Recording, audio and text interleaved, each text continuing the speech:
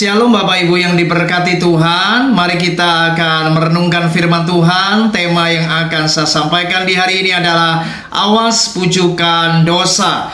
Kejadian pasal 39 ayat 10 sampai 12. Mari Bapak Ibu kita akan perhatikan beberapa ayat ini. Firman Tuhan berkata, walaupun dari hari ke hari perempuan itu membujuk Yusuf, Yusuf tidak mendengarkan pujukannya itu untuk tidur di sisinya dan bersetubuh dengan dia. Pada suatu hari masuklah Yusuf ke dalam rumah untuk melakukan pekerjaannya, sedang dari seisi rumah itu seorang pun tidak ada di rumah. Lalu perempuan itu memegang baju Yusuf sambil berkata, marilah tidur dengan aku. Tetapi Yusuf meninggalkan bajunya di tangan perempuan itu dan lari keluar. Saudara, sebuah peristiwa yang luar biasa yang dialami oleh seorang anak muda yang bernama Yusuf. Bagaimana dari hari ke hari anak muda ini dibujuk untuk melakukan perzinahan. Dan istri Potifar ini berahi dengannya. Namun luar biasa ketika istri Potifar ini membujuk Yusuf untuk tidur dan bersetubuh dengan dia, maka Yusuf tidak mau dan ia lari keluar meninggalkan perempuan tersebut. Saudara, ini sungguh mengagumkan, menjadi sebuah pelajaran dan ini sangat penting untuk kita perhatikan bahwa sebagai anak-anak Tuhan kita tidak bisa terlepas dari adanya godaan, dari adanya bujukan. Dan orang-orang di sekitar kita bisa saja membujuk kita untuk melakukan dosa.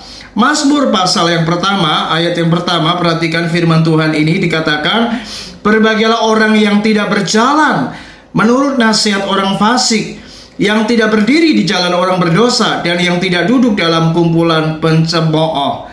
Jadi berbahagialah orang yang tidak berjalan menurut nasihat orang fasik, dan yang tidak berdiri di jalan orang berdosa. Saudara, kalau kita tahu ada bujukan-bujukan, rayuan-rayuan yang mengarah kepada tindakan-tindakan yang keluar dari firman Tuhan, artinya ini sebuah bujukan yang ke arah dosa. Mari kita harus punya sebuah ketetapan hati untuk berkata tidak terhadap dosa. Kita harus memiliki sebuah prinsip bahwa sebagai anak-anak Tuhan kita harus hidup takut akan Tuhan. Orang yang takut akan Tuhan menjauhi kejahatan. Tapi lihat fakta di hari-hari ini, tidak sedikit orang yang jatuh ke dalam dosa. Mereka benar-benar ikut arus dalam setiap bujukan dosa. Ada yang korupsi, ada yang melakukan tindakan pemalsuan, ada pula yang melakukan apapun yang tidak baik.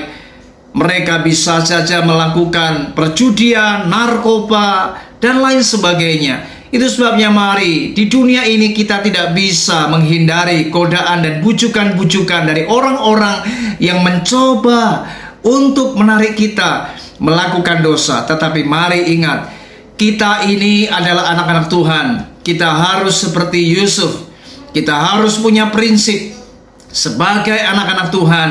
Kita tidak boleh mendukakan hati Tuhan. Orang yang menyenangkan hati Tuhan, maka dia tidak akan melakukan perbuatan yang melanggar firman Tuhan. Ingat, belajarlah memiliki sebuah keputusan, komitmen hati untuk tidak melakukan dosa. Berhati-hatilah, bujukan ada di mana-mana. Tetapi kalau engkau hidup takut akan Tuhan, maka engkau tidak akan pernah mau melakukan dosa. Tuhan Yesus memberkati kita. Puji Tuhan, Shalom.